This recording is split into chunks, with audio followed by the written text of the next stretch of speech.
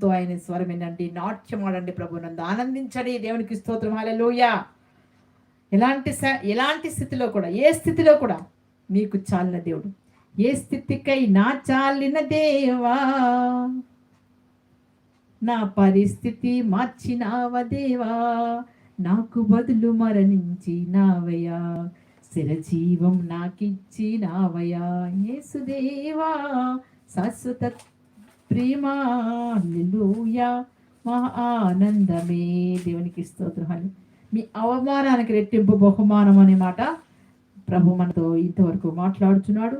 ఎందుకంటే దేవుడు నన్ను అదే అక్కడ 16 అధ్యాయం కీర్తన చూడండి ఒకసారి. కీర్తన 16 అధ్యాయంలోంచి 11 వచనం. జీవమార్గమును నీవు నాకు తెలియజేసేదవు, నీ సన్నిధిని సంపూర్ణ సంతోషము కలదు, నీ కుడి చేతిలో నిత్యము సుఖములు కలవు.